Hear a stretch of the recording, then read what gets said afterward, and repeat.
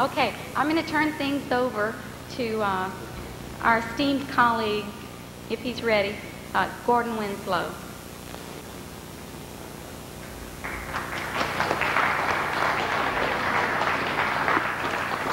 Thank you. I'm totally confused what's going on here, but everybody's a little jittery up here on the stage, and we're shuffling papers. We have some good presenters tonight, some very distinguished people, and they have some interesting things to say, and I don't think you want to hear me talk. So I'll get right into this. Connie's going to go first, in case anybody wants to know, and Mr. Galanor is going to go second, and then we'll finish up with Doug.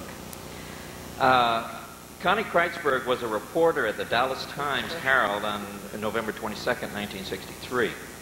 She interviewed two significant figures in the assassination inquiry. She remained a reporter until the 1980s and has written several articles and 2 books on the assassination. She was certain of a cover-up in 1963 and afterward. When working in Washington, D.C. in 1968, she was a volunteer in Bobby Kennedy's campaign for president until he was assassinated. Now, Connie tells me today that she has discovered some new information that has never been brought out before, and she discovered it just within the last couple of hours here in Dallas. And she may need help. Do you need help being held up here, Connie, on this? I'm on set. I'm on set. Really excited about this. This sounds like some good material. I give you now Miss Connie Critzberg.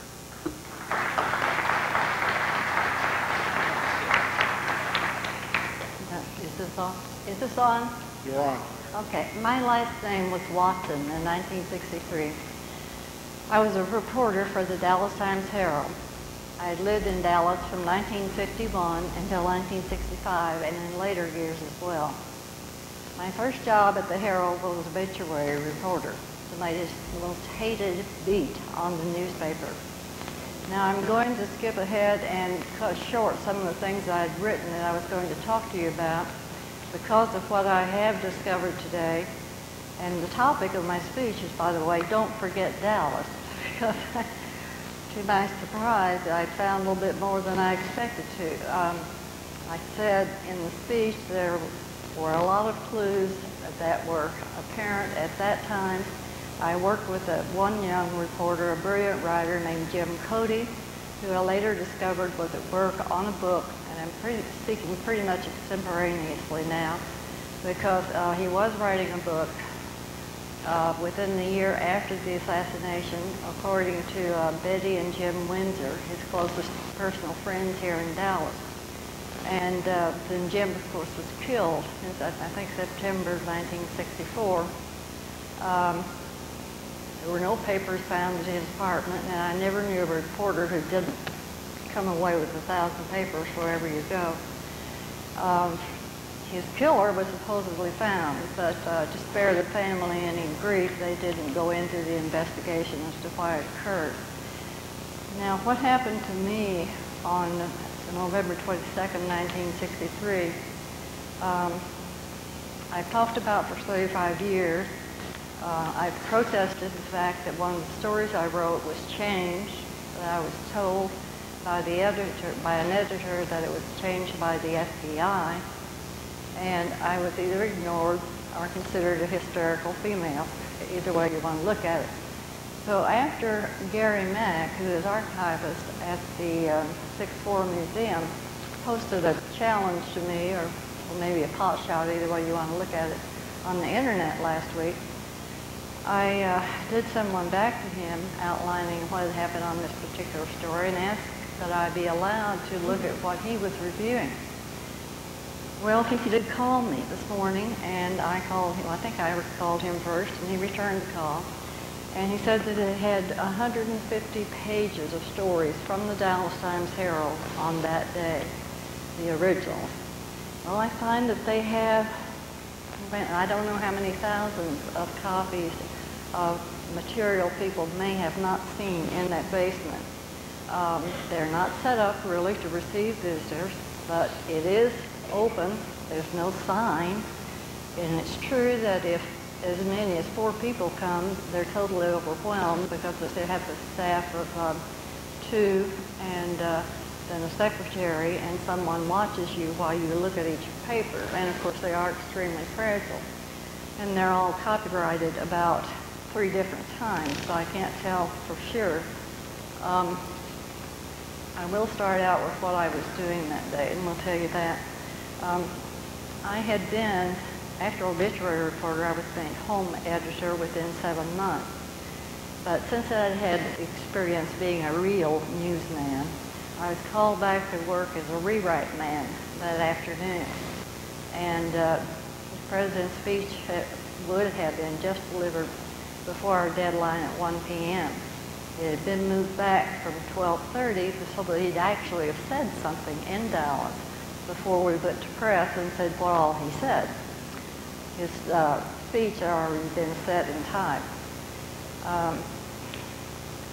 And I'm going to kind of go through here a little bit quickly.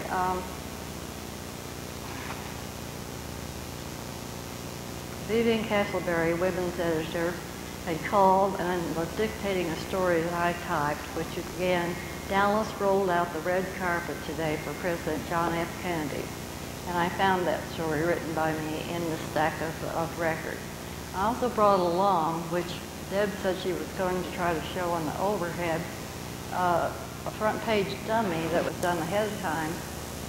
Deb has that. I'd like her to know some of the things it says on that. But anyway, Vivian Castleberry was still speaking, and then the hotline on Ken Smart's desk, Ken was city editor, the hotline rang, and it went directly to police headquarters. And I never heard it ring before. Ken listened a few minutes and stood up. He stared into space with his face the color of the white paper and said, triple underpass shooting the president. From then on, we typed so quickly, ran, talked on the telephone, that there was no way to really know anything for sure. And this is quite evident when I looked through the 150 pages today and saw one story where shots came from the TSBG, which hit 6 or 7 people right there in Dealey Plaza. Also the story about the Secret Service man who was also killed.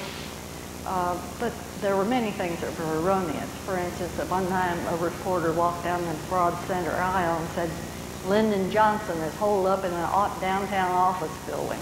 Well, we didn't know why. Was he? I don't know. He was on there for response.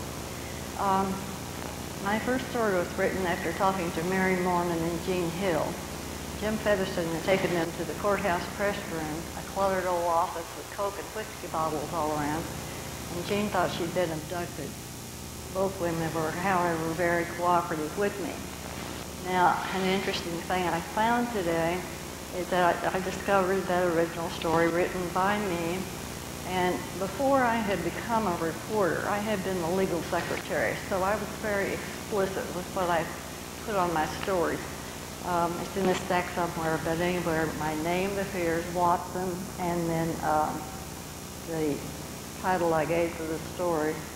And then I also put down financial, meaning that it was to appear in the financial edition.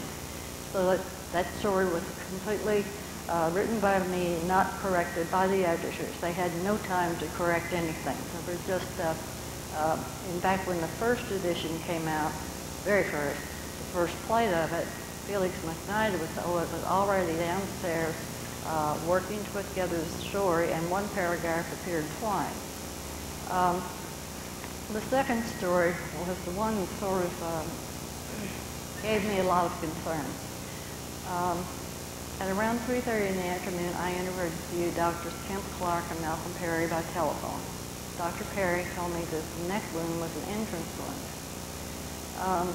The third story I did was a mood story of downtown Dallas about the fear and shock that was all over the city. And the photographer and I came to a stop in front of a nightclub with a sign with big dripping red letters saying closed, and that was Jack Ruby's Carousel Club. Then Saturday at my home, I reviewed my story about Mormon Hill. I think it's called Candid Snapshot Picture of Death or something like that. Circle it. And then realized that I didn't have the story on the wounds. It was not in that paper. I did, however, eventually discover it in the Dallas Public Library as it was written by me. And let's see, also I did go out and buy a paper that day. I am a little bit nervous right now because of what's happened today, and I'll explain why. I bought a paper. I did find the story, and it was about the doctor saw 2 wounds. Dr. Perry said the neck wound was an entrance wound. They were not sure whether the 2 wounds could have been connected in any way. We did not discuss bullet shells or anything like that. But a sentence had been inserted saying, a physician admitted that it was possible there was only 1 wound. And that's the one they told me that the FBI inserted. Well, the FBI was at the Times-Herald on Saturday to talk to Bob Jackson about the gun barrel that he saw in the window. And then on Sunday, they became concerned after Ruby killed Oswald as to where I stood. And so they went back to the Herald. The Herald called me and asked me, and I didn't remember because it was a mood story and we had just simply written what we saw and didn't write down the addresses. So I told them to ask Bill Beals, the photographer, where we were. He gave them the wrong address, and so the FBI went away.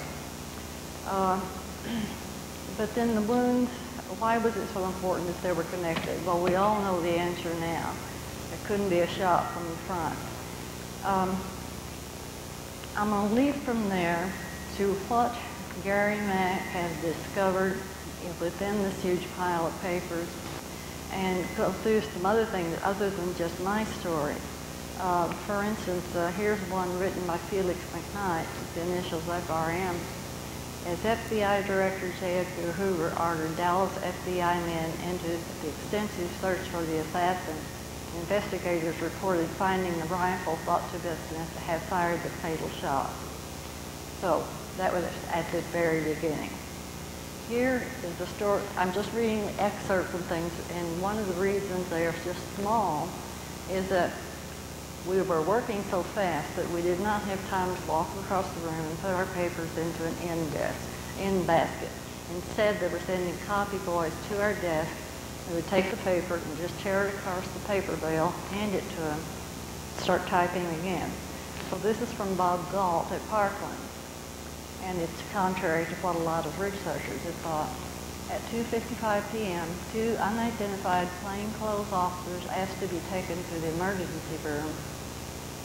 And I can't read this one letter, and something, Governor Connolly's clothes, so they could recover a bullet that was reportedly still inside the clothes. Now, I have been concerned for years over the description that went out at 12:45 over police dispatch. 3 minutes left. Okay. Here's the story very quickly. Lee Oswald, 24, a 30-day employee of the Texas School Book Depository, from whose building the assassin's bullet was believed to have fired, was arrested as the suspect in the fatal shooting of a policeman in Oak Cliff. The interesting part of this is that Otis, what was Otis anyway, V. Campbell, vice president of the book business, said that shortly after the shooting, we raced back into the building and saw him in a small storage room on the ground floor. Then we noticed he was gone. He didn't have permission to leave, and we haven't seen him since. I think that gives us more of a clue as to where the description came from. In one story, the suspect is described as 25 years old with blonde hair cut short. And this is the last one. No, I can't be. All right, there's Jim Lair's new lead to his story on the security, which he just wrote 5 new paragraphs and said it didn't work. Now, eventually what they did, though, on my story is to rewrite the first 3 paragraphs, put my name on it, not slug it as I normally did that same day earlier, and include that inserted sentence. And then, and this of course was supposed to have been, I'm sure, destroyed, as Gary Mack said they were. They completely retyped the story, marking it duplicate, and retyped it and put it in the inserted story. Well, somebody spent a heck of a lot of time changing my story that day. It makes me think I wouldn't want to get a job again in Dallas anyway. If we had a chance, I'd like to be able to show that overhead of the front page I gave to Deb. It's disappeared.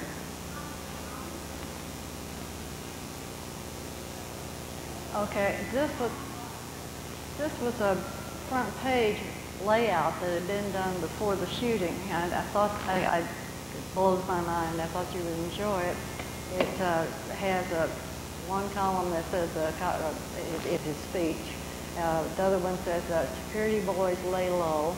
That's one of the small stories. Another is Jackie Sparkle, Ladybird 2. And the third was the crowd cheers wildly.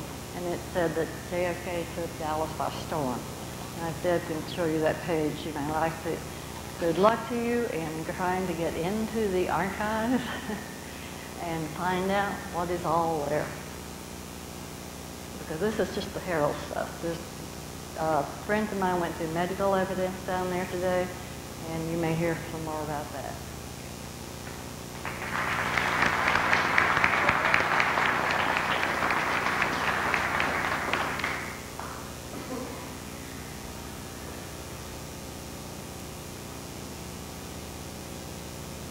All right, that slide's going to come up shortly.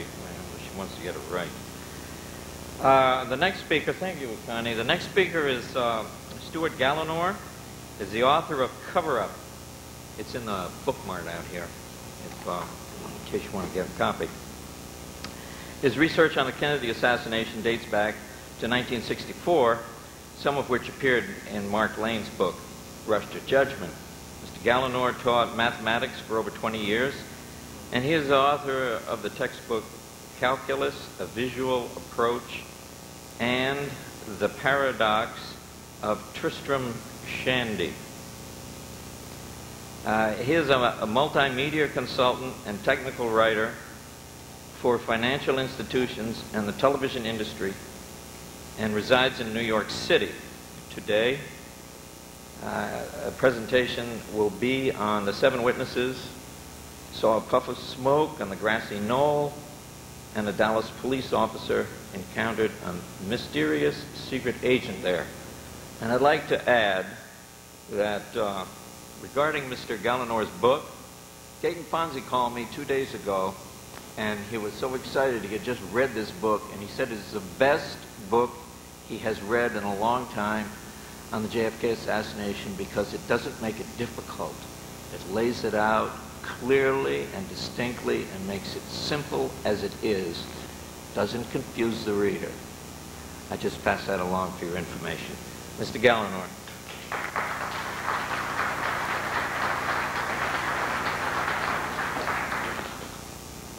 Thank you very much.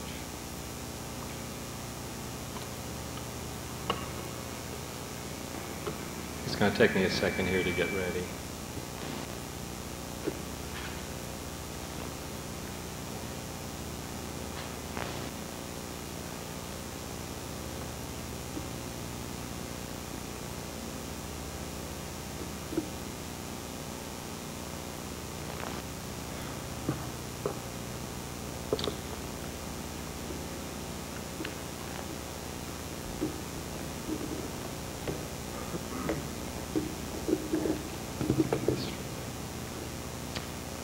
Okay, at the law, a conspiracy is defined as follows. Conspiracy is at least 2 people acting in concert to commit a crime. Now, one way of showing that President Kennedy was assassinated, one way of showing that President Kennedy, that a conspiracy was responsible for the assassination of President Kennedy, is to show that the shots came from 2 different directions. Now, riding in the motorcade were 3 Dallas Times what is it, Dallas Morning News, I'm sorry, photographers. And they were riding along this path as the rest of the motorcade was. And about right here, and they were right there, one of the photographers, Robert Jackson, when he heard the shot, said, "Look at the window, it's up there."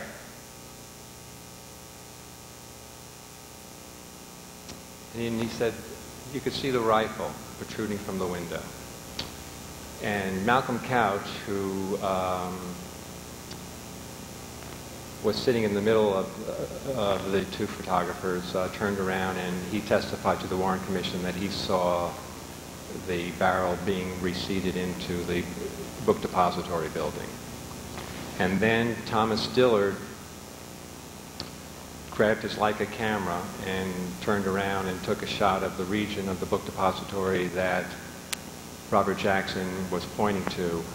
But too late, there was no barrel shown in the picture that Dillard took.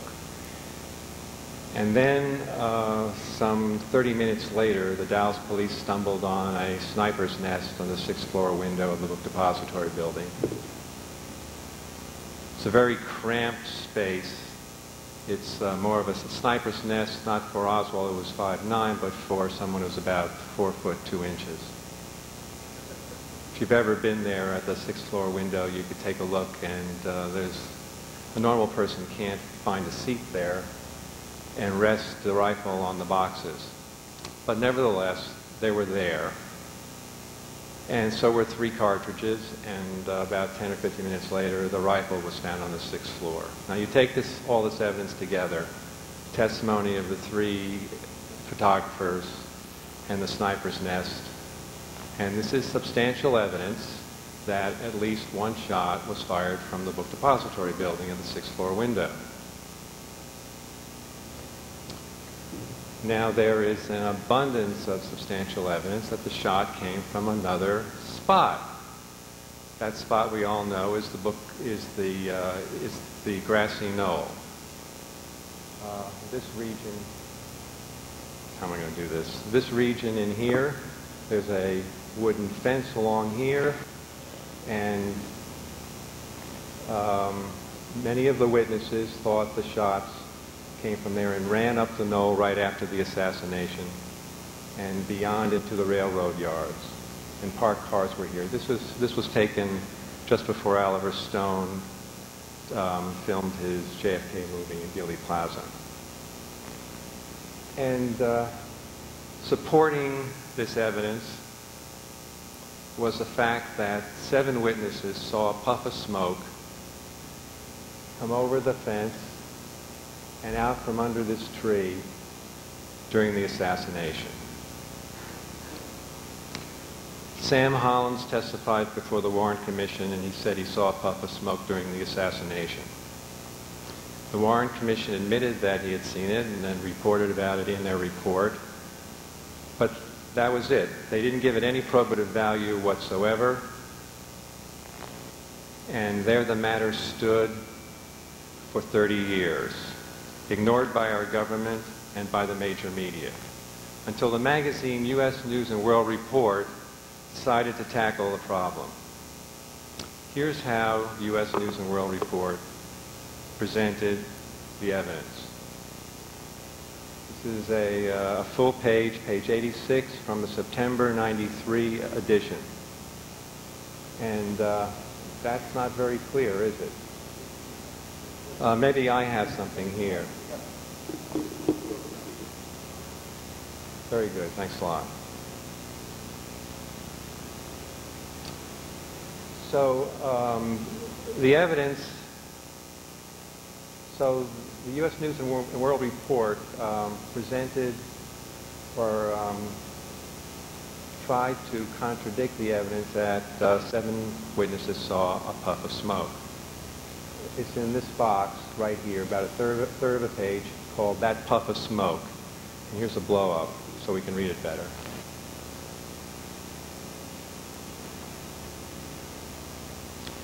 So what I'm going to do is go through this remarkable little box and show you how U.S. News and World Report's tries to convince its readers that 7 people did not see a puff of smoke. And if they did see something, it wasn't a puff of smoke. This is a remarkable little box because it has just 14 sentences in it, and 6 of them are out-and-out misrepresentations of the evidence. I don't know if there is a category for that in the Guinness Book of World Records, but this certainly should be one of the nominees. Here's the first claim. Others on the triple underpass with Holland saw no smoke. So they're starting out and telling you that no one saw smoke on the knoll except for Holland. And since he was the only one, he probably didn't see it either. He imagined it. Now, as I said, there are 7 witnesses who saw a puff of smoke. It's not just Holland. 3 other witnesses were interviewed by Mark Lane in his film Rush to Judgment. And you can still get that documentary. It was made over 30 years ago. And it was made by the same people in Chicago that have recently put out the newest version of the Zapruder film in conjunction with the Zapruder family and the Zapruder lawyer and the National Archives. There's a witness who made out an affidavit the afternoon of the assassination. In an affidavit he said that he saw smoke or steam.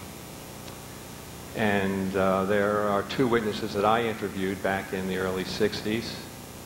And those interviews are in the National Archives. And we'll get to these various witnesses, but one I'm going to document right now is the reporter Ed Johnson of the Fort Worth Star-Telegram. He was writing,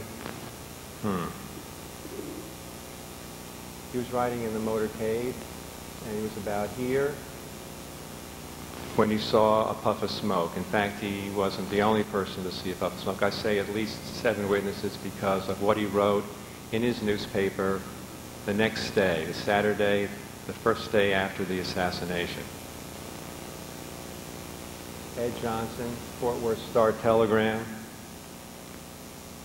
Some of us saw little puffs of white smoke that seemed to hit the grassy area in the esplanade that divides Dallas's main downtown streets.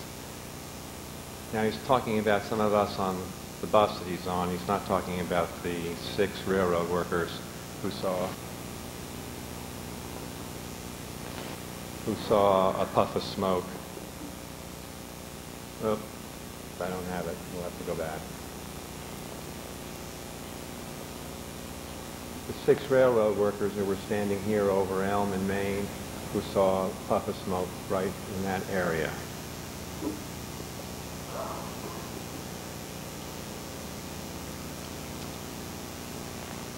Okay, so that's the first claim. No one saw any smoke except Holland, which undermines Holland's position considerably. Claim number 2.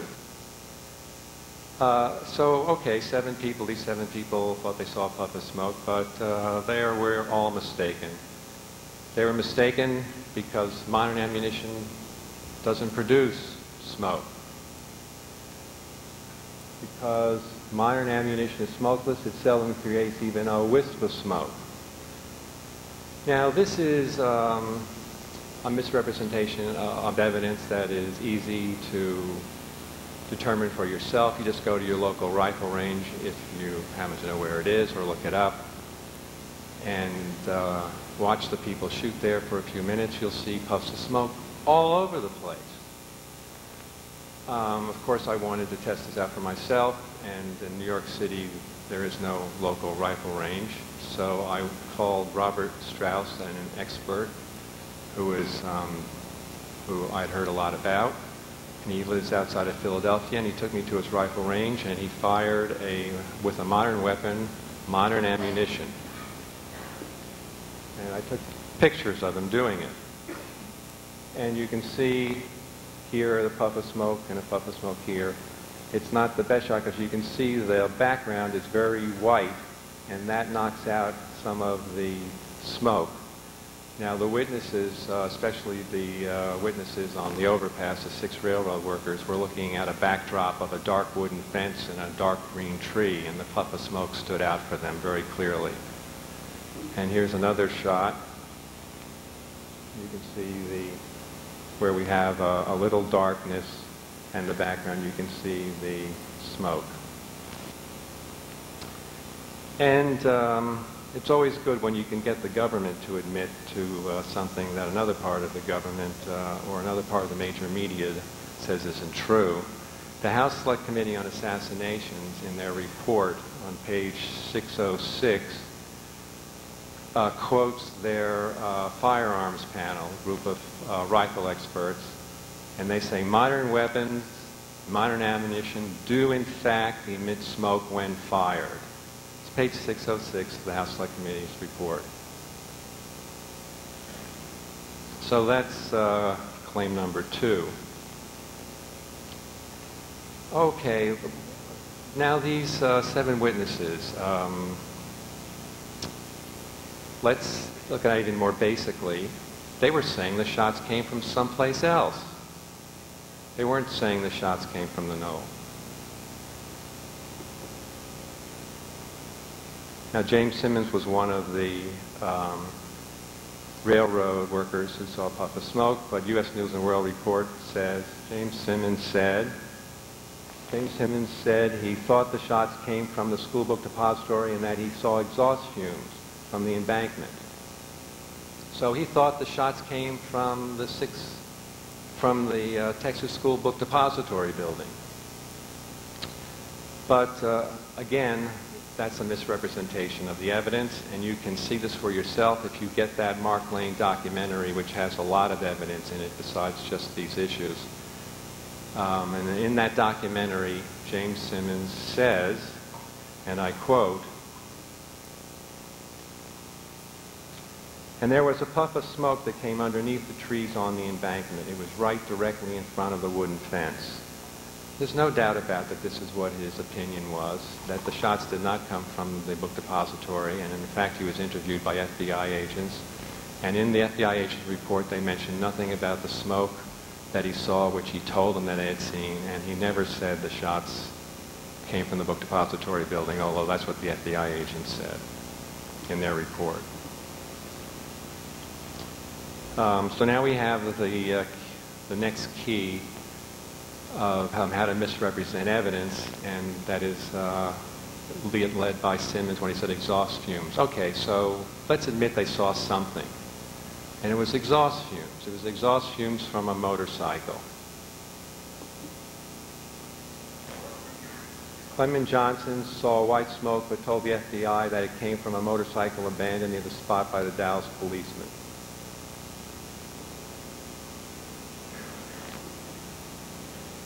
So I guess what we have during the assassination is a motorcycle officer veering off of the motorcade, riding up the embankment, scaring Zapruder half to death so he jiggles his camera too many times, rides along the embankment some more, and then joins the motorcade and goes on. So the 6 railroad officers, they saw the puff of smoke, but for somehow they missed the motorcycle officer and his motorcycle. There was no motorcycle riding on the knoll during the assassination, as everyone can attest for themselves by looking at the Nix film, Moorman film, Zapruder film, and dozens of photographs that were taken. It's an absolute fabrication. And we can look at some shots. Maybe the railroad workers were confused. They saw the smoke after the assassination. See where I am. Sorry about this.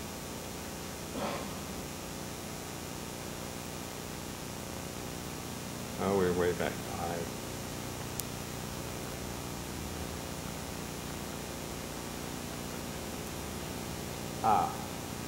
Yes, so Wilma Bond took 6 photographs of the knoll right after the assassination. This is one of them. And that's Bobby Hargis right there. who was behind the motorcade to the left and splattered with blood and brain matter when President Kennedy was shot in the head. And here's his motorcycle, which he is abandoning, and he's running up the knoll. Notice the motorcycle is nowhere near this spot, the wooden fence or the tree where the witnesses saw a puff of smoke. Okay, so let's say it wasn't exhaust. Let's try something else.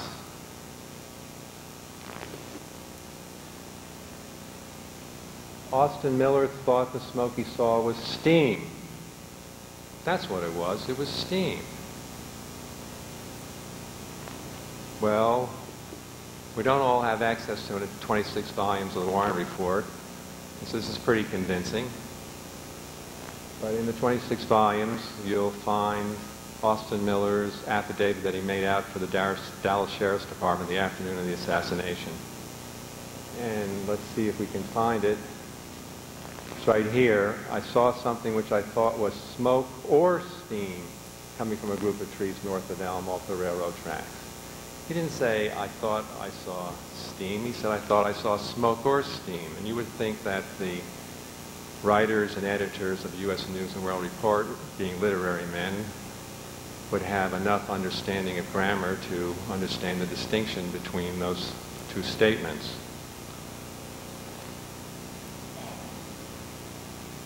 And they're not going to give up on this one. One last attempt. This is the sixth misrepresentation of evidence in this remarkable little box. It is likely that any smoke seen was in fact steam. The steam pipe ran along the wooden fence near the edge of the triple underpass. So there was a steam pipe running along the wooden fence. The steam pipe running along this wooden fence, and this steam pipe emitted steam right here, and that's what the Dallas Railroad workers saw was the steam from the steam pipe.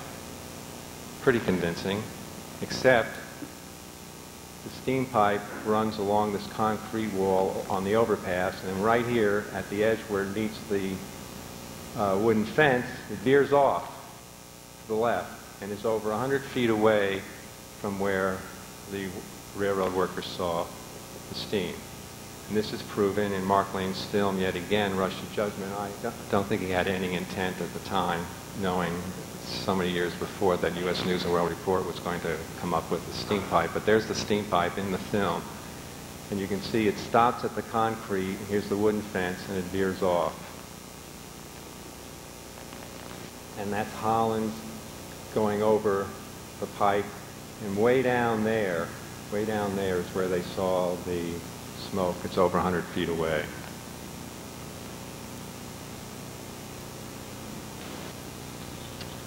So, how do you misrepresent evidence? Well, in this case, 7 witnesses were told that they saw, 7 witnesses told either the Dallas police in affidavits or the Warrant Commission or to investigators like Mark Lane and myself that they saw a puff of smoke on the knoll. How does the U.S. News and World Report deal with that? It never happened. They never saw it. And if they did see something, it wasn't smoke because modern ammunition is smokeless. And if they did see something, then it was exhaust fumes from a motorcycle. And if it wasn't exhaust fumes from the motorcycle, it was steam from a steam pipe. And there is a steam pipe there, although, whoops, we can't seem to find it. It's not in the position it should be right now. And it should be also noted that if it did see steam, how come steam wasn't seen a day later or a week later or a year later, 10 years later? No steam has been seen. No sightings of steam have occurred since that day on the assassination. Now, on this issue, we'll move from U.S. News and World Report to a former FBI agent, James Hosty, who was responsible for shadowing Oswald when he returned from the Soviet Union. Hosty is a rather remarkable fellow in many ways. One of the things that he did was to destroy a note that Oswald had delivered to the FBI to him personally within 2 weeks of the assassination. And after Ruby murdered Oswald in the basement of a Dallas jail, James Halsey burned the letter. So we'll never know what was in that letter. We'll know what Halsey says is in the letter. We'll know what Halsey's secretary says is in the letter. They differ with each other. But that doesn't mean we will ever know what's in the letter. So Halsey now is wrapping up his career. He's a former FBI agent, and he wants to write his memoirs, and he did. He easily found a publisher that rejected my book, by the way, but I show no hostility to that.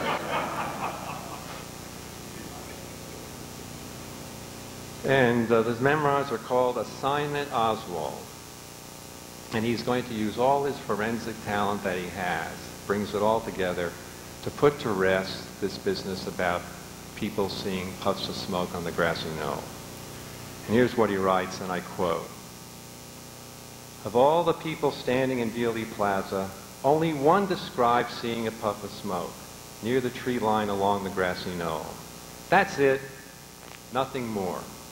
Over the years, many conspiracy theorists have taken this puff and either extrapolated a second gunman out of it or have distorted the evidence to prove there was a second gunman." That's how Halsey handles that evidence. Can I have about 5 more minutes? Thank you.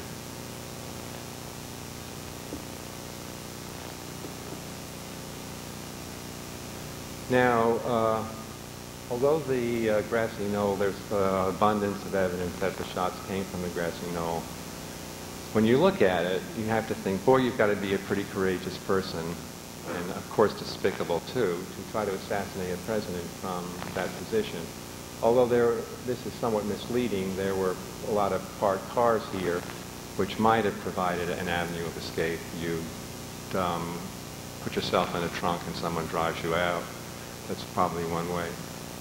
But it is relatively open, and there could be a lot of people walking around, and they could discover the assassin.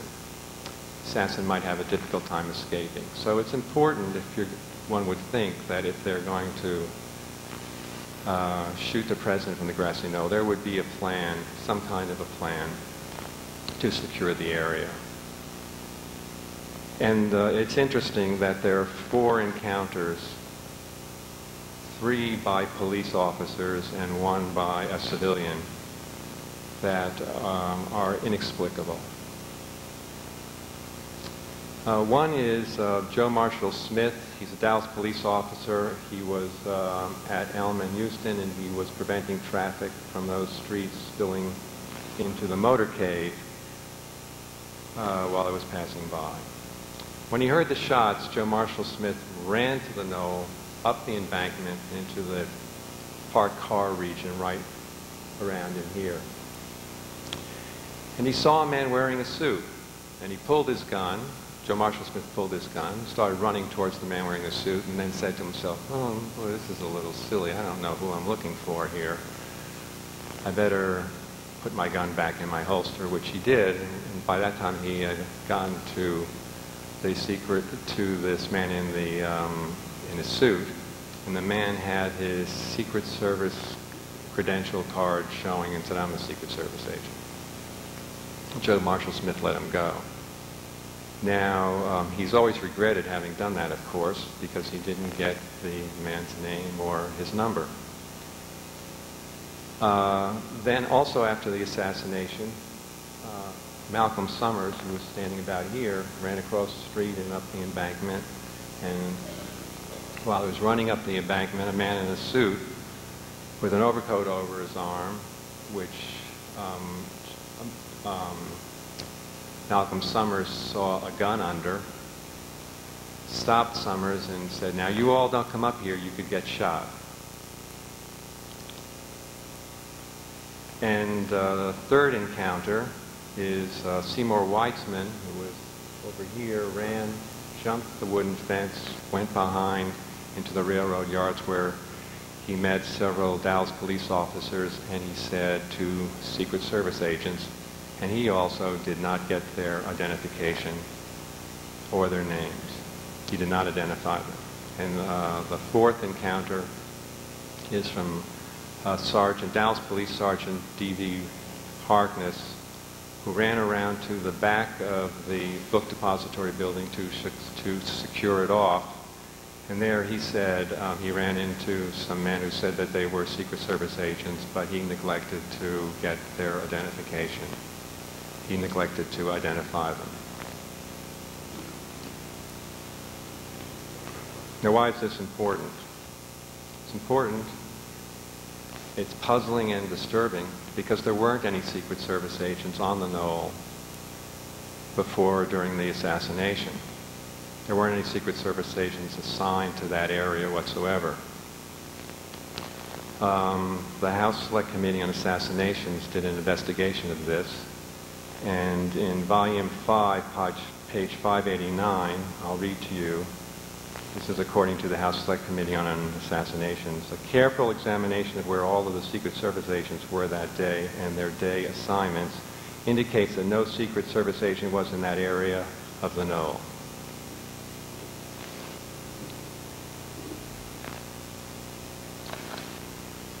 So these encounters have raised serious questions. Who were these Secret Service agents? And what were they doing on the knoll at the time of the assassination or right after the assassination? If these were genuine Secret Service agents, why didn't they come forward to report to the Warren Commission or to their superiors and tell what they saw and heard? And why did the Warren Commission make absolutely no attempt to find out who these agents were and to question them?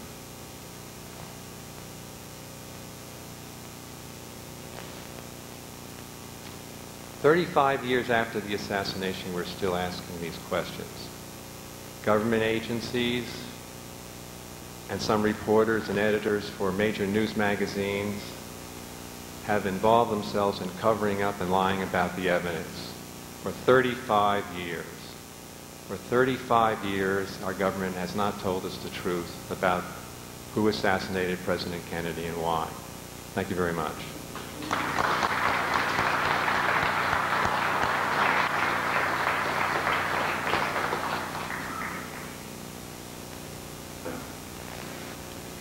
Thank you, Stuart. I forgot to mention when I introduced him that there's going to be a book signing after this in the bookmark. Do you have that slide, Deborah, ready for Connie?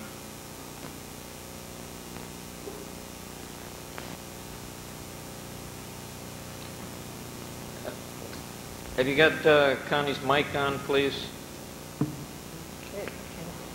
That's the left-hand side of the page. If you can move it over, you see the sub-stores down there. Security Boys, Play It Cool, Jackie Sparkles, Lady Bird 2, Crowd Cheer.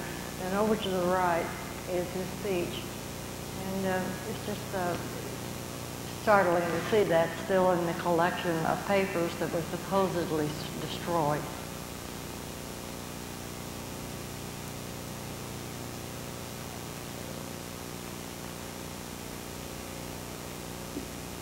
Okay. Thank you, Connie. The next speaker this evening, very distinguished gentleman, Doug Weldon, is a 1975 graduate of Olivet College with majors in political science, sociology, and education. He was selected for publication in Outstanding College Athletes of America in 1975. He obtained a Juris Doctorate in 1978 from the Thomas M. Cooley Law School and has practiced law since 1978. He further obtained a master's degree in educational leadership from Western Michigan University in 1984.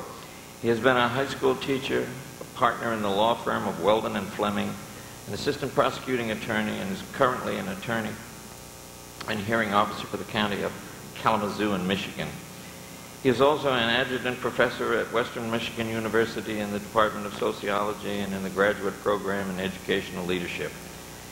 He is a faculty member of the Michigan Judicial Institute and also serves as an educational consultant. He is a speaker on child abuse, education, and the law at numerous schools, colleges, universities, and civic organizations. He is active in numerous community activities, including the Board of Directors of the Kalamazoo County Child Abuse and Neglect Council. Doug has actively been involved in the studying of the death of John F. Kennedy for approximately 20 years and is currently working on a book manuscript. His presentation today will focus on the limousine in the immediate aftermath of the assassination and will also address the wound in the throat of the president. Mr. Weldon.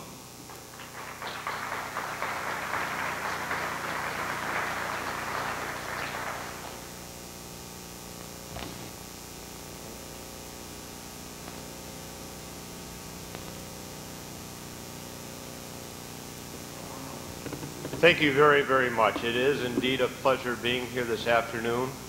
And as was indicated, I have been involved in the study of the assassination for almost 20 years. And in those 20 years, I've experienced the same frustration and promise that each of you have. I have tried to operate on one premise, and that premise is that if we are indeed a democracy, then our history deserves truth. It has been said that history is the myth that people choose to believe. And I would like to continue to remove the official myth about November 22nd, 1963. And my talk this evening will hopefully be another step in that direction. What I'm going to say tonight is not necessarily new, but it is a reaffirmation and corroboration of the work that many outstanding people have addressed in the past. But I suggest that if we could only examine the evidence that we have and use each piece of evidence as a piece of a puzzle, then we as a nation could have enough pieces of that puzzle to see a picture. And that picture would conclusively show that John Fitzgerald Kennedy died as a result of a conspiracy that continues as the official response of our government and its apologists. Martin Luther King Jr. once, when asked about his lack of patriotism because he criticized the Vietnam War, responded that he only criticized those things that he cared about and that he loved his country. He criticized his government because he knew what it should be. Our country collectively shares a shame by allowing myth to perpetuate and thrive. And tonight I criticize our government because I too care.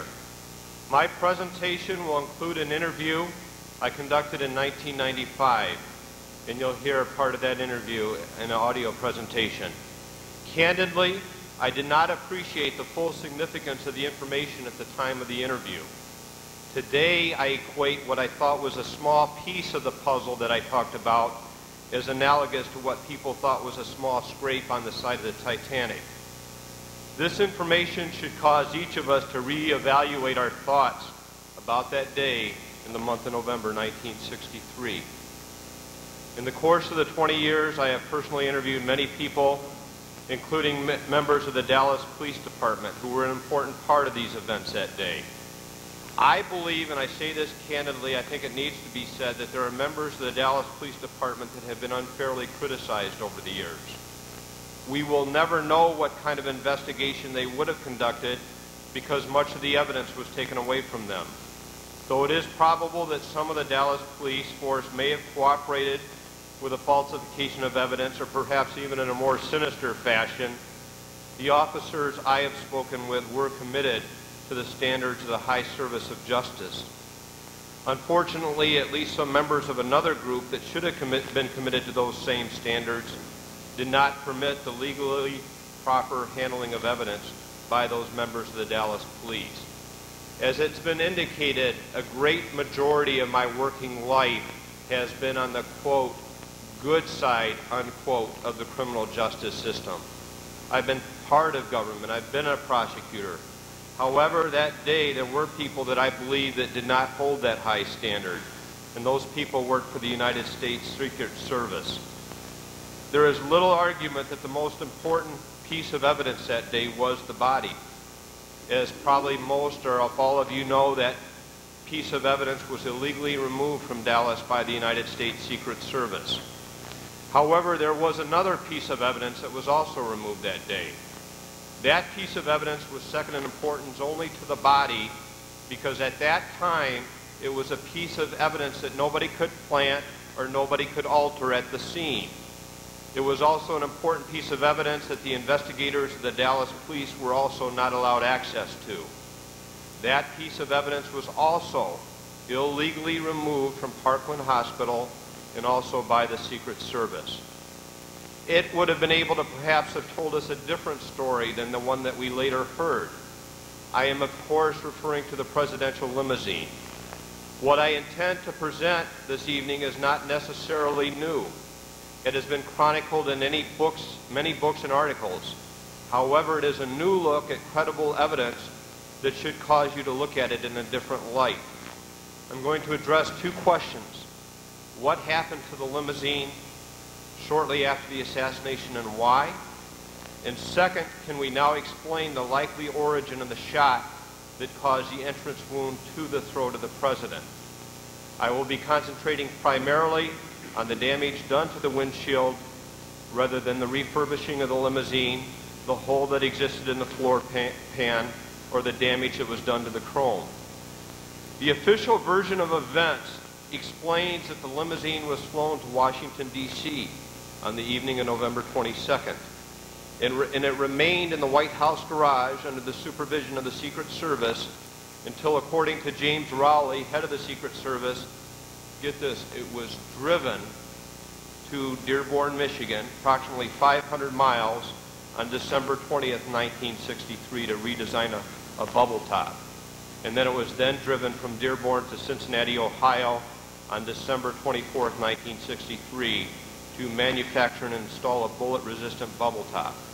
I want you to understand this piece of evidence, this limousine, supposedly blood-stained, whatever damage done, is driven, I'll tell you, I don't know how many of you are familiar with Michigan winters, but is driven on December 20th, casually down the highway, I guess, 500 miles to the Ford Motor Plant.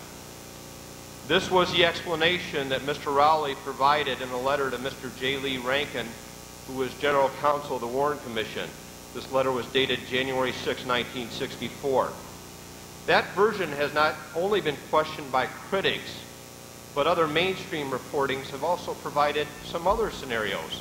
Let's examine some of the different versions of what happened to the limousine in the aftermath of the assassination. The fact that such numerous and different stories exist should by itself raise our suspicion. First of all, I want to move up from 1963 to the House Select Committee. They became very confused about what happened to the limousine.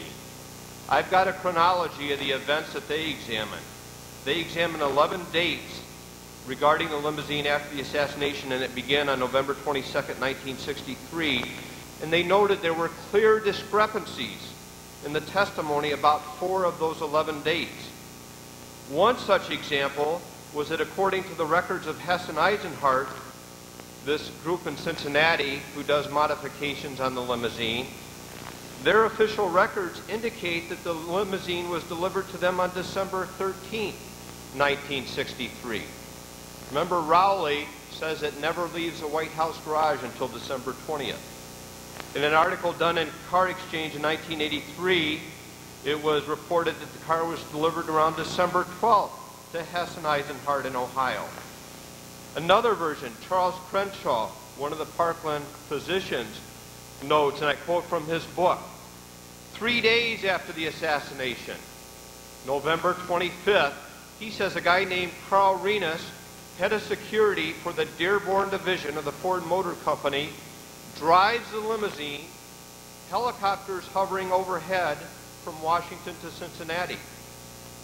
Well, did anybody read about that with the helicopters hovering overhead? Can you show me a newspaper? Can you show me a magazine that documents that? But he says, in so doing, this guy notes several bullet holes, the most notable being the one in the windshield's chrome molding strip, which he said was clearly a primary strike and not a fragment. He then says the limousine was taken by Renus to Hess and Eisenhart, goes to Dearborn, then to Cincinnati, but 3 days afterwards where the chrome molding was replaced. The Secret Service told Renus to keep your mouth shut. Renus recalls thinking at the time, Renus was not unsharp. He says, well, something's wrong. Well, no question about it.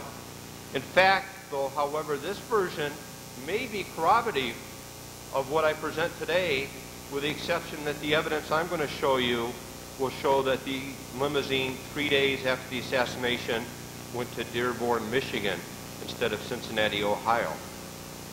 Gary Shaw, in his book Cover Up, wrote the following: within 48 hours of the shots in Dealey Plaza, the Kennedy death car was shipped to the Ford Motor Company in Detroit and completely destroyed as far as evidence was concerned. Essentially, Mr. Shaw was correct, as was the late Penn Jones Jr., noting the same information. One of the most intriguing accounts, when we look at all the accounts, was presented by Ford Motor Company employee F. Vaughn Ferguson, who in an inter-office memorandum dated December 18, 1963, described himself being in the White House garage from November 23rd through November 27th, with kind of an implication that he was there for a few days after that, too. He said that he was involved in cleaning blood from the vehicle and actually removing and installing new carpeting. He's consistent with Rowley's letter to Rankin in that he actually testified before the House Select Committee that he drove the limousine to Dearborn on December 20th, 1963. However, this sounds good. It sounds like it corroborates Mr. Rowley. There's some interesting flaws with Mr. Ferguson from the Ford Motor Company. Two of the four discrepancies I referred to in the House Select Committee's chronology related to Mr. Ferguson's testimony. Here is how he described the windshield when he examined it on November 23rd, the day after the assassination. He says, examination of the windshield disclosed no perforation, but substantial cracks radiating a couple of inches from the center of the windshield at a point directly beneath the mirror. Directly beneath the mirror.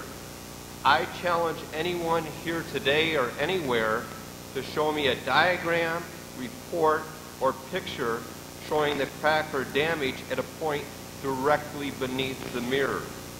Did Mr. Ferguson really see the windshield, or was this part of the cooperation and complicity of the Ford Motor Company with the Secret Service? Even more interesting is an examination of the White House garage logs, which chronicle people coming into the White House garage. And I believe that's my first overhead. If you look at this, we do not see Ferguson's name until November 26, 1963. Again, he says, I'm there from November 23rd on. Though this is not conclusive, we have to ask what unique status would Mr. Ferguson have had that he would not have been logged in, especially on this November 23rd date that he says he first went into the White House garage and examined the vehicle. Furthermore, and this is going to be interesting when you hear the audio tape I have, is the absence of record of anyone logging in at the White House garage to see the limousine on November 25th of 1963. You're going to see two names there that appear in the early morning hours.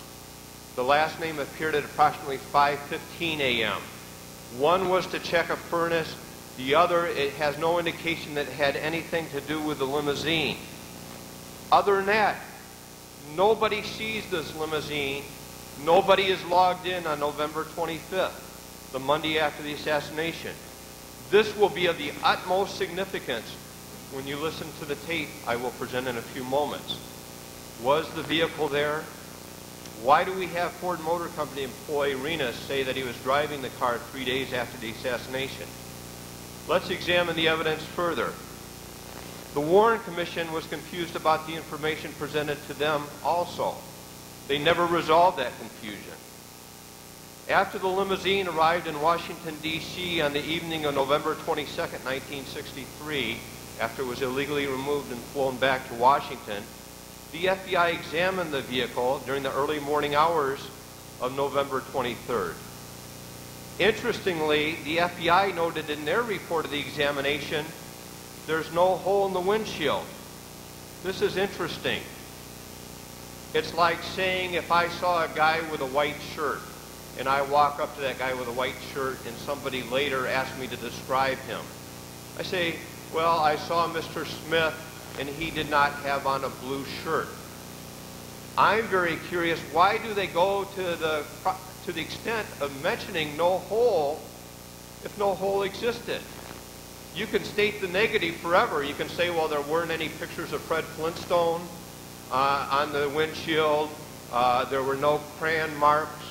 They go out of their way to say there's no hole. You could put up my second overhead. It's interestingly, two Secret Service agents, who I don't believe that were part of the reindeer games that night, Carl Taylor and Harry Geiglin, state in their report, and you can see it up there, a particular note was the small hole just left of center in the windshield from which had appeared to be bullet fragments were removed. Small hole in the windshield. They're standing right there at the same time as these FBI agents, and they're describing a hole in the windshield that the FBI goes out of the way to say, whoops, no hole. The windshield later became a point of further controversy. I'm going to refer to David Lipton's book in a footnote that he described in Best Evidence. After the examination, Lipton noted, the next week a windshield was removed from the automobile and stored in the White House garage. In March 1964, the Secret Service sent a windshield to the FBI laboratory, which determined that it contained no hole, only damage to the outside surface. The inside surface was smooth. Rowley, in his letter, however, to the Warren Commission, talks about two other FBI agents who were not noted in anyone's report as being present the night of this examination on November 2nd. And they claim that they ran their hands over the windshield. The outside surface was smooth and unbroken.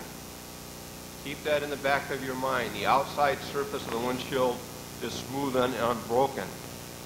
On November 27th, 1963, according to Rowley, shortly before the windshield was removed from the limousine, it was examined by Secret Service agent Roy Kellerman, who ran his hand over the outside of the windshield and found it to be smooth. Smooth again. Outside of the windshield, smooth. The damage he testified, he said he saw damage on the inside surface. So Kellerman says in his Warren Commission testimony, that indicates a shot from the rear. However, the glass that was in the limousine on that day was safety glass. Safety glass responds just the opposite of regular glass. If you could put on the next overhead. What we see, if you can move that up a little bit, the bullet is on the bottom is hitting the outside of the windshield. It will be smooth on safety glass, and as you see on the top, the damage goes to the inside of the windshield. So what Mr. Kellerman was doing was corroborating a shot from the front. Another interesting point. Mr. Kellerman says, yes, I did all this examination on November 27th. However, Mr. Ferguson, the guy from the Ford Motor Company, who, if you ever see his document, and hopefully I'll get a booklet prepared of that, indicates very touchingly that, yeah, he saw this blood, he saw the windshield, but the windshield was removed on November 25th by personnel from the Arlington Glass Company and put in a stockroom under lock and key. When he wrote his memorandum on December 18th, Mr. Ferguson claimed that he had not seen the windshield since November 25th. It was put away. Did Kellerman actually see a windshield on November 27th? 2 days after Ferguson said it was put away under lock and key? What windshield did he see? What's going on here? Who's not telling the truth, and why are they not telling the truth? When Kellerman testified before the Warren Commission in March 1964, he was asked to run his hand over the windshield and testified the opposite of his first statement. Now he says, on the inside it feels rather smooth today on the inside. Just the opposite of what he said before. Lifton in his book also recounts the research of another researcher who interviewed a guy named Bill Ashby, who testified that he removed the windshield on November 27th. It was Ashby's recollection that the inside surface of the windshield was damaged. As you're going to see in just a short moment, I'm going to present to you evidence that the original windshield that was in Dallas, November 22nd, 1963, at the time of the assassination, was removed and destroyed on December 25th, 1963. Did the Secret Service substitute a windshield with a crack that they fabricated? Was that the windshield that Ashby and Kellerman examined on November 27th? Is that why they described a windshield with inside damage, indicating a shot from the front? Did they then realize that safety glass shatters in the opposite direction than regular glass, and they had to change the glass again? Is this why it's described in so many different ways? Please note that Kellerman, even if he did not participate in the conspiracy, could not lie when he was before the Warren Commission when he described it, because the glass was right there for anyone to feel. Another very interesting sidelight.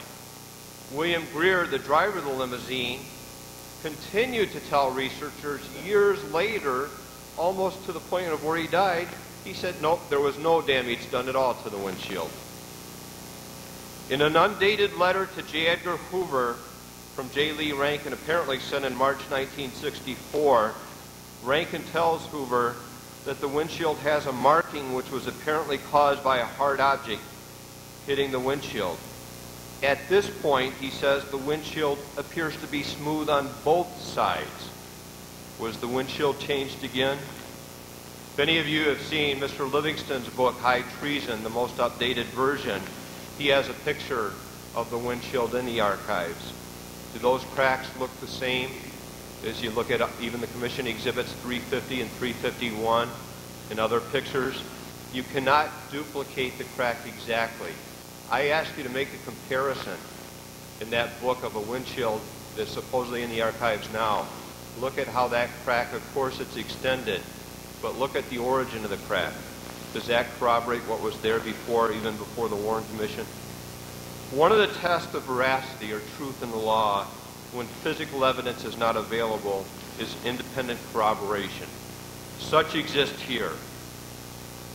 As chronicled by many here, there are many people who saw a hole in the windshield on November 22nd, 1963. I consider some of these people to be real heroes, as pressure was placed upon some of them to retract their observations. I'm going to tell you that one of these people this year at one point did not want to talk to me any longer because he feared having a bullet in his head. Richard Dudman, in the St. Louis Dispatch article in the New Republic in 1964, said a few of us noticed the hole in the windshield. Dallas police officer Harry Freeman, it was a bullet hole. Dallas police officer Stavis Ellis, you could put a pencil through it. Frank Cormier, also of the St. Louis Dispatch, saw the same hole. Evalia Ganges, a medical student at Parkland Hospital, saw the hole. In 1992, an unidentified caller called the Larry King Show, also describing that hole. Chicago Special Agent Abraham W. Bolden Sr., in an interview with Vince Palomera, researcher and author, said he was aware of the hole. At this time, as we speak today, I have other leads of people who saw the hole. Matter of fact, I will be pursuing some of those leads this weekend. Please note that not one of these people that I've mentioned were aware of more than one other person on this list of people that I just gave you. Not one person knew more than one other person on that list of people that I just gave. Let's go to the tape of the interview that I did back in 1995. This is an audio tape. I have deleted the introduction for the benefit of time, and I've also deleted the individual's name for purposes of privacy. This person is still living. He's in very poor health. He's 86 years old now. I have given a full copy of an unedited copy of this interview to a number of trusted researchers, I had indicated to him at the time that I did the interview that I would not use it at any time during his lifetime. I am using this with his permission obtained through his son, but I have continued to delete his name. I would like to state that I've been an attorney for 20 years, and I state very candidly that I've seen literally thousands of people testify in a courtroom. This person, you're not going to get a chance to see him, you're going to get a chance to hear him. He is as credible as any witness that I have ever observed. So if we could go to the videotape.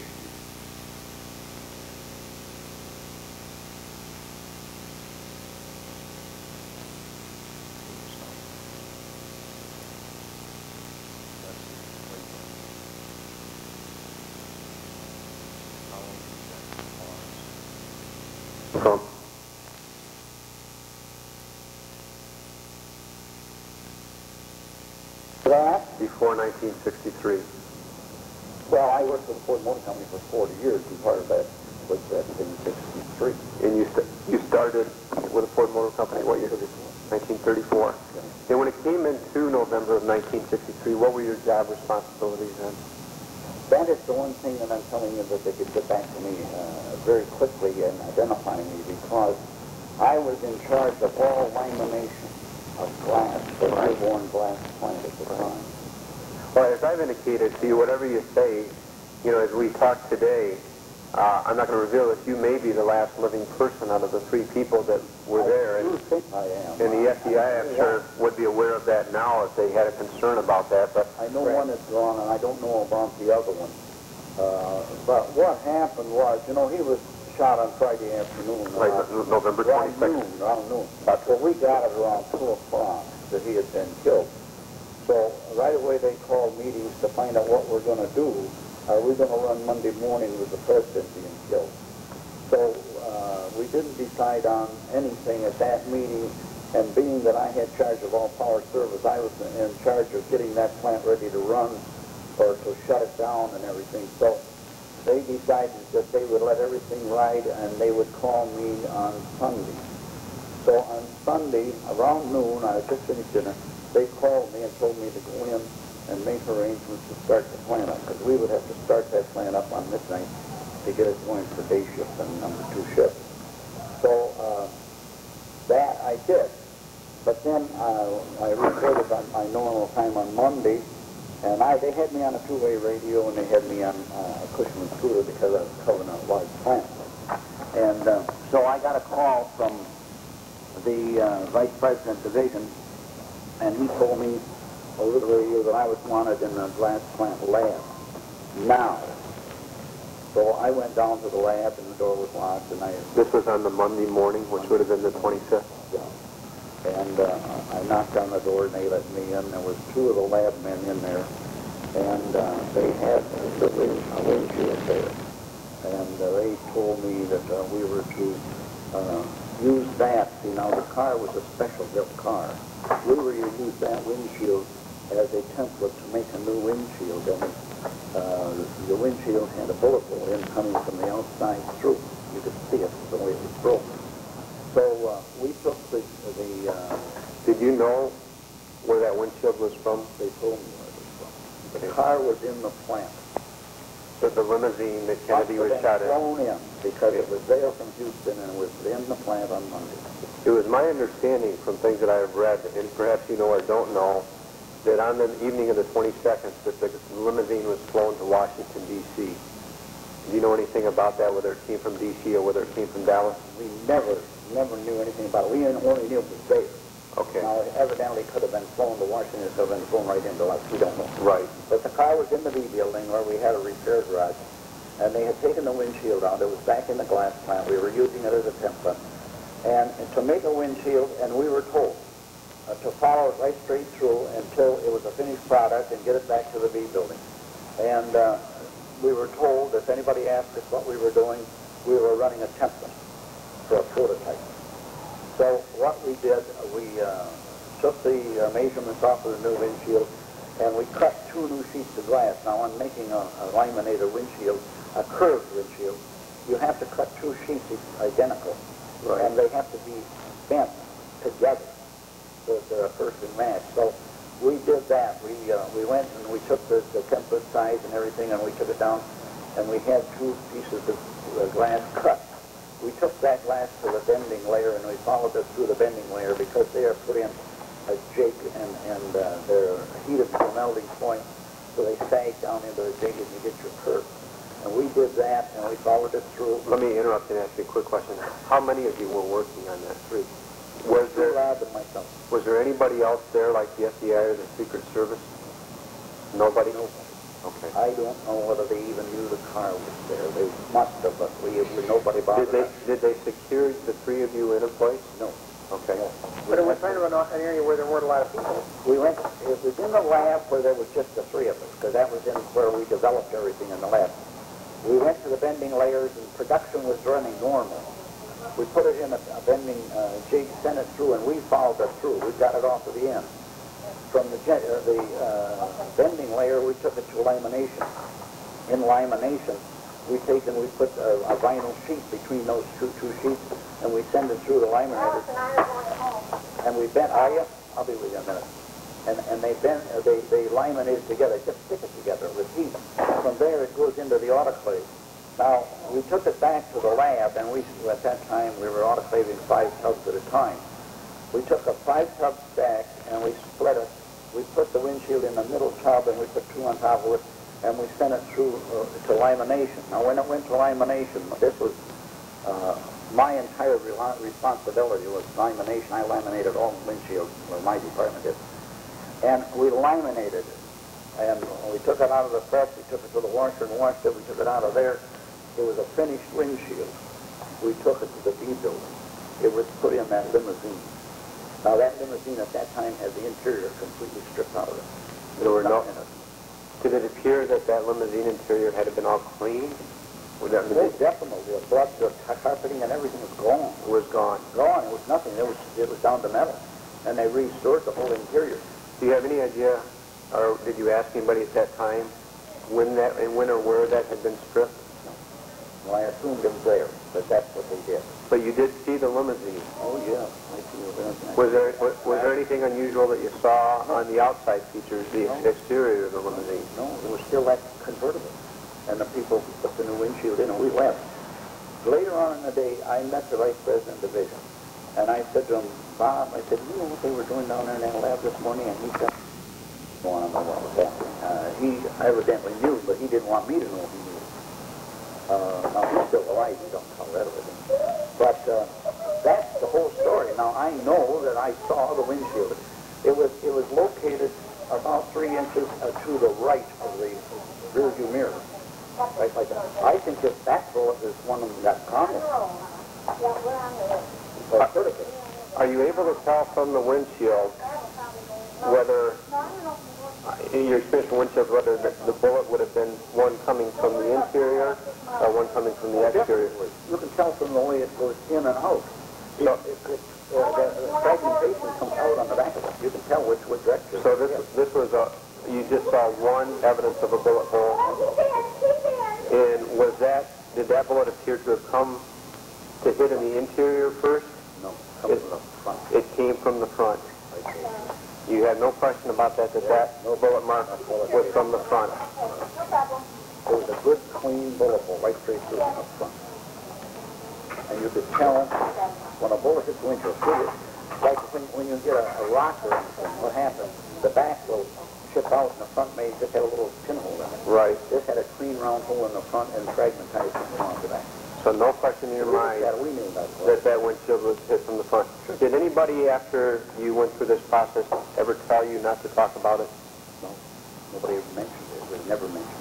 No. I got to believe you guys. I know you did. Thank you very much. I appreciate it.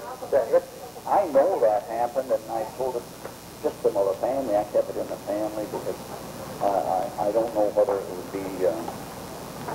whether they're still trying to keep it hush up or not.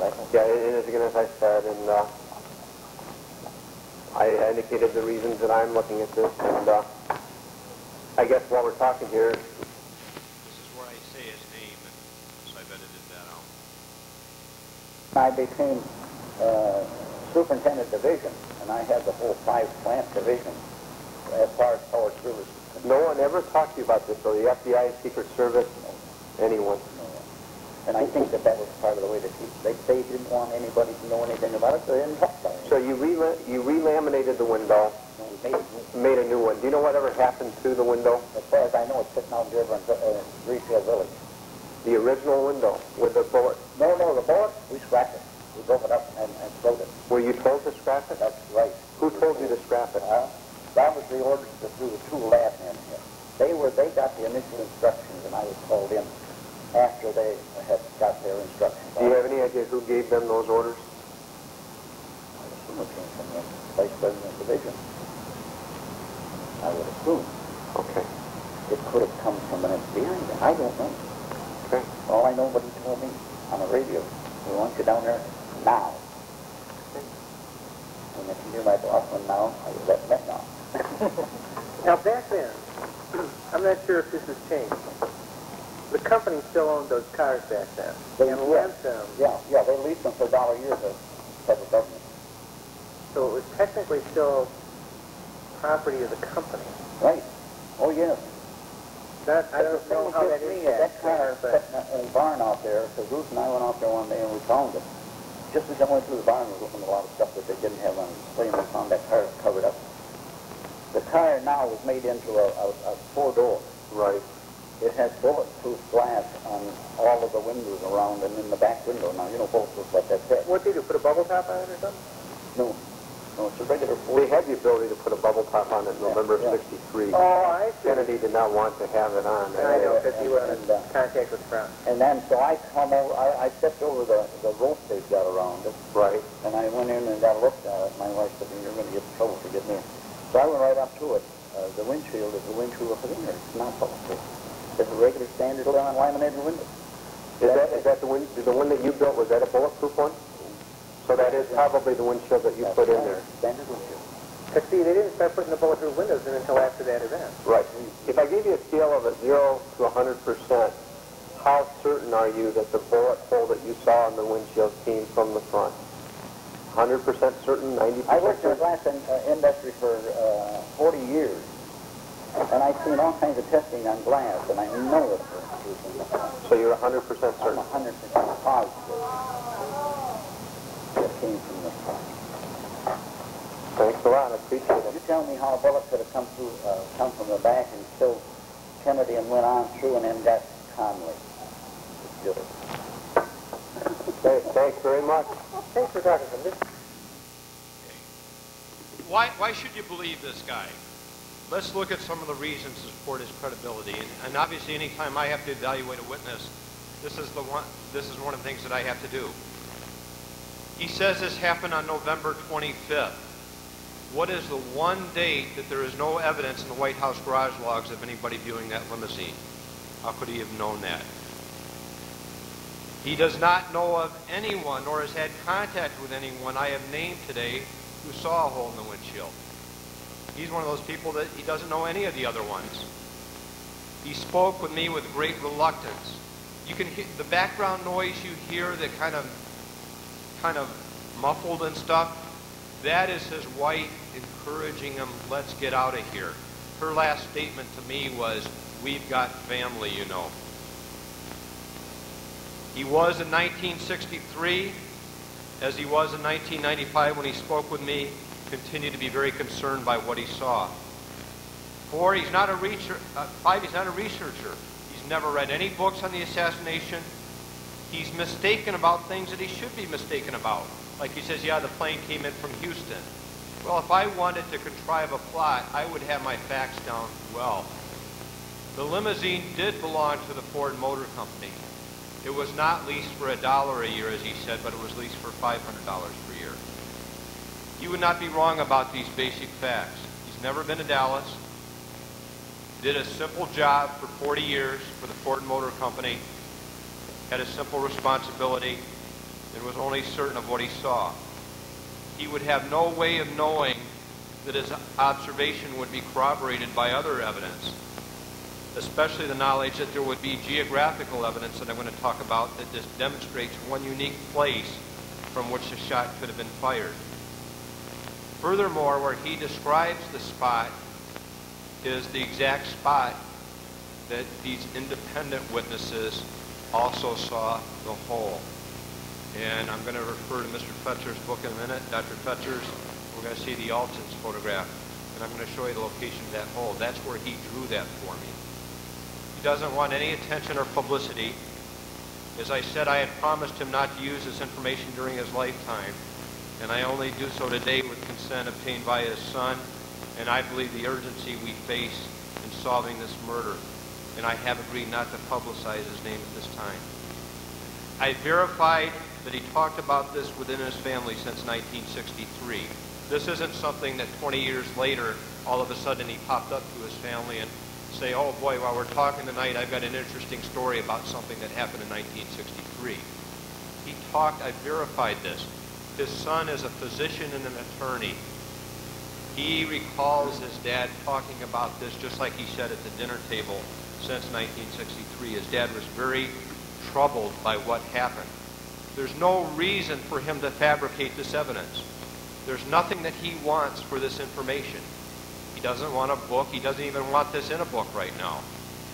Doesn't want any money. Doesn't want any notoriety.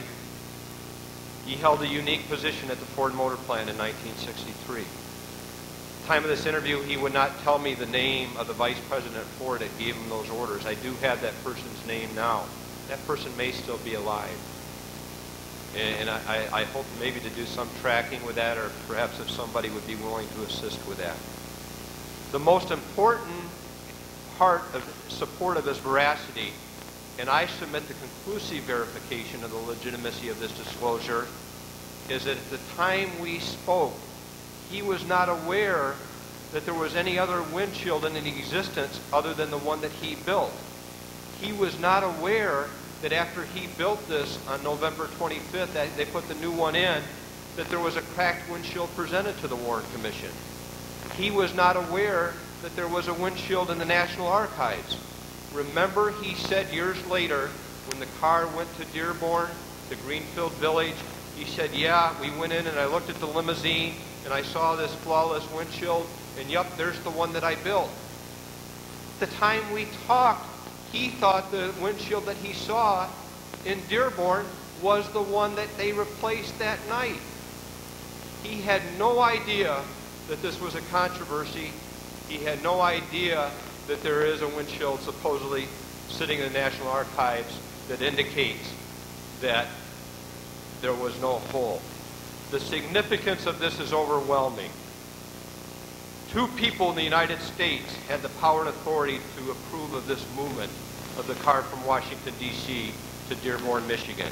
Those 2 people are James Rowley, head of the Secret Service, and Lyndon Johnson. The windshield shot creating the hole had to be the first or second shot. Stavis Ellis told me that he saw a shot hit the ground shortly after the Elm Street turn. FBI agents who were investigating for the Warren Commission told him he could not have seen such a shot. People have argued, if we had an early shot there and you're aware of this, that it could not have been from the 6th floor because the tree was in the way. However, I suggest to you that if a shot was taken from any rear location, the first shot, and as it hit on the ground, as Stavis Ellis and many others described, that it didn't matter where it hit. It could have been a diversion shot. People's attention that were there in Daly Plaza, and some of you were actually there that day, would be drawn to the nearest sound. If you examine all the records, it is very interesting that some witnesses said the shot sounded like a firecracker. Some people thought the firecracker, it sounded like it went off right by the limousine or in the limousine. I can tell you of one phenomenon, and you can test this out yourself, that will sound like a firecracker in the limousine, and that would be a bullet hitting the windshield is going to make that sound. If we are going to lend credibility to my witness from Ford, where would that shot have taken place? The best evidence of a shot appears to be in the Alton's photograph. I'm going to need the slide projector on.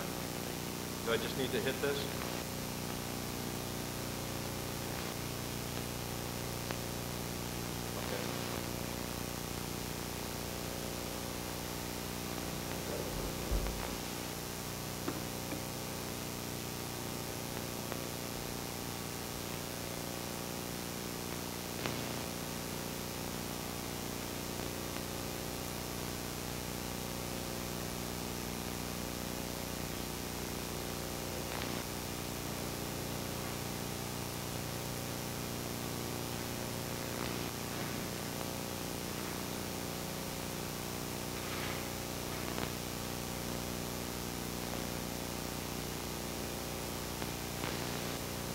this is the famous Alton photograph.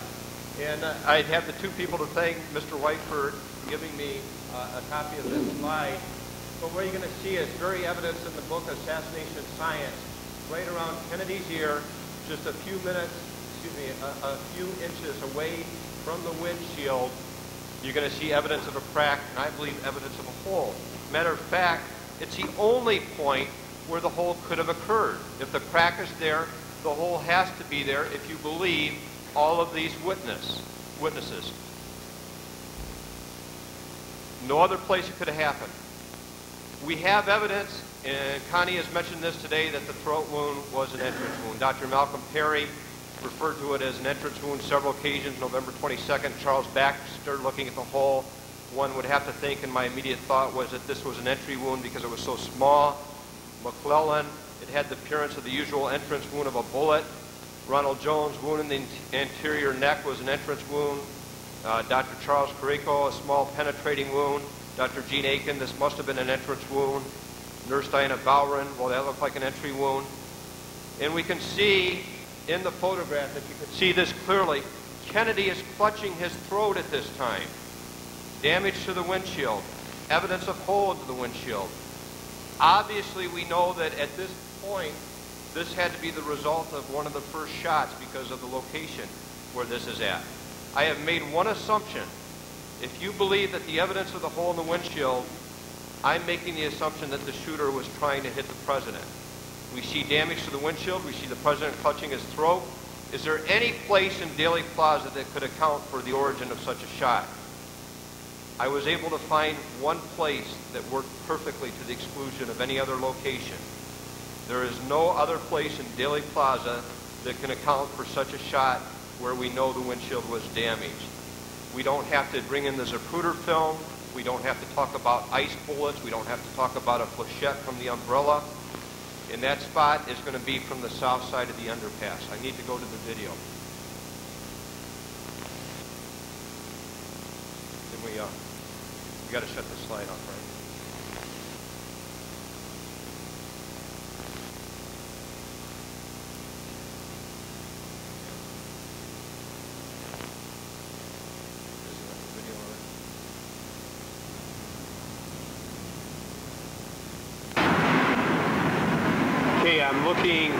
I'm on the Stemmons Freeway overpass.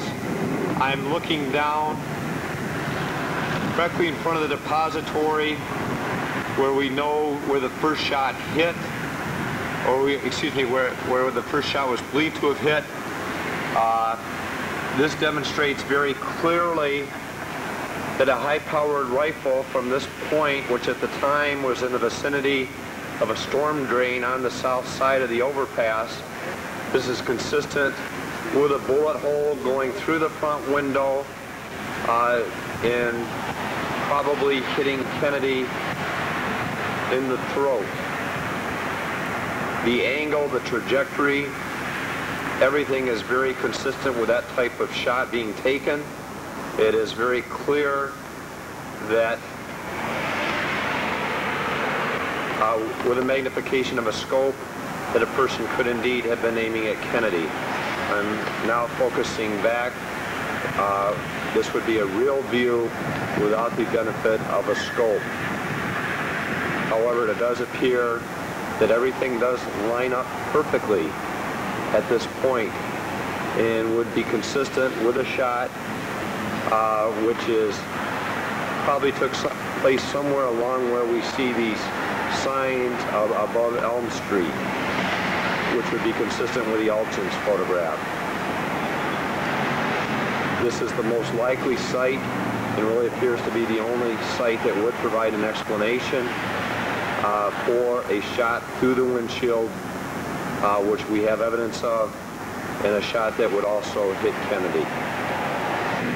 We're looking at this now from lower on a ground level, which even indicates that it's more likely that this area was consistent with a shot through the windshield for somebody that would have been aiming at Kennedy.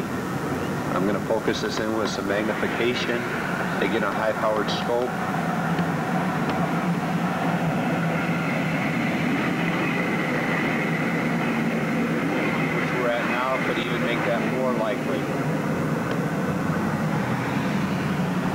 the trajectory, everything seems to line up perfectly from this point. This point was where the sewer train was in 1963. That area is now paved over. Directly from the overpass to one of the holes in the overpass. Okay, Mr. Winslow is telling me I have to act like Lady Godiva and draw nearer to my clothes. So I'm going to have to, I've got some slides that would demonstrate this even a bit more clearly. And I've got some more footage where what I did was take a tube and use it like a scope.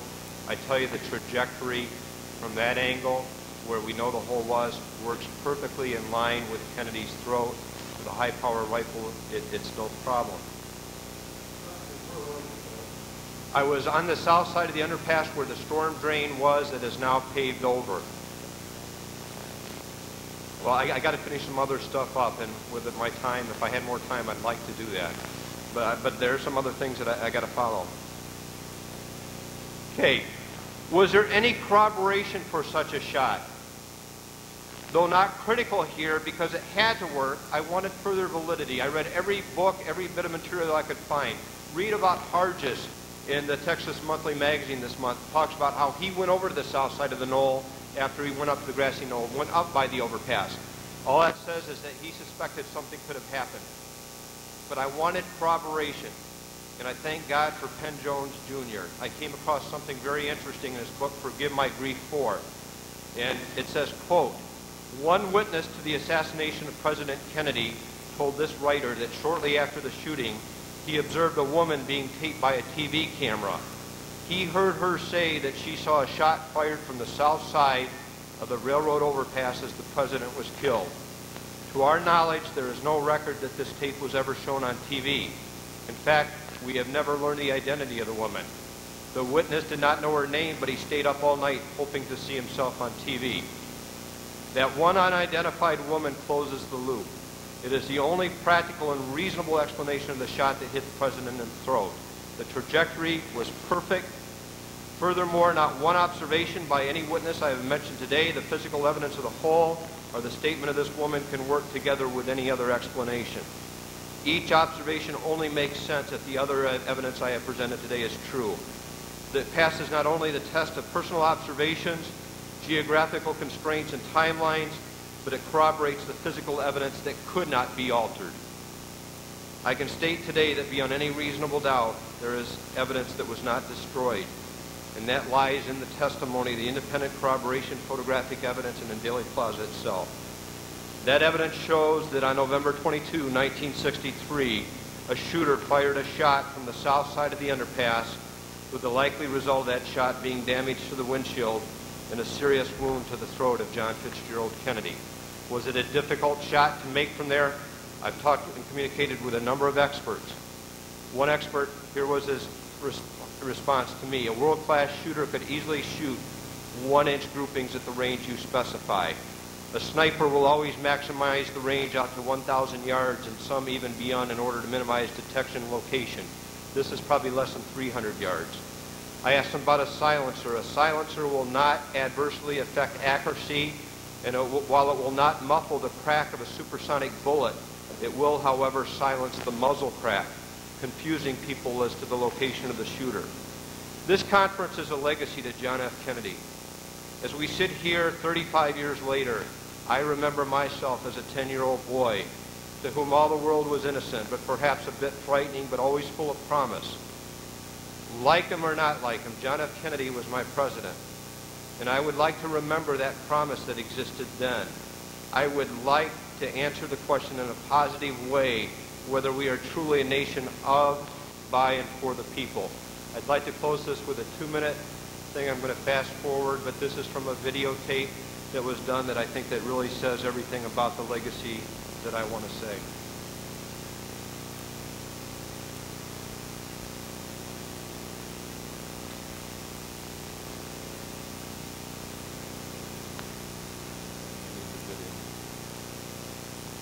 A very inconspicuous place because everyone would have been focused on the limousine and would have been either down on the plaza or some other vantage points. I'm looking through a tube which would make this equivalent to a scope. And actually, this is unbelievable how this could correlate with a shot. We see a bus turning now. Right there, the shot would have taken place.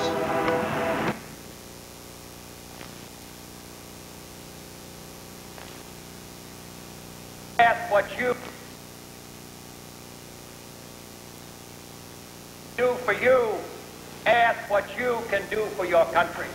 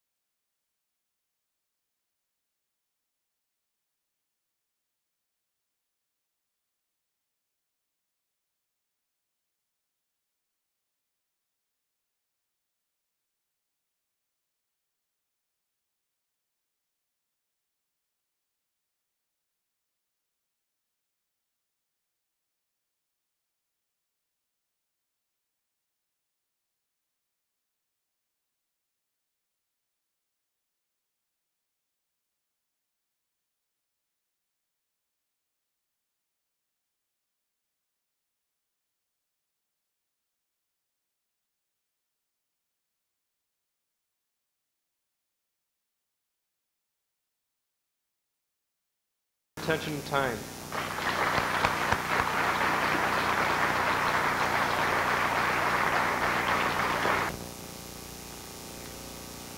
You know, some of you have been involved in this research a lot longer than I have, and you've seen a lot of presentations and you've read a lot of books, but I don't think that I've ever seen one quite like this or been so moved as I am right now.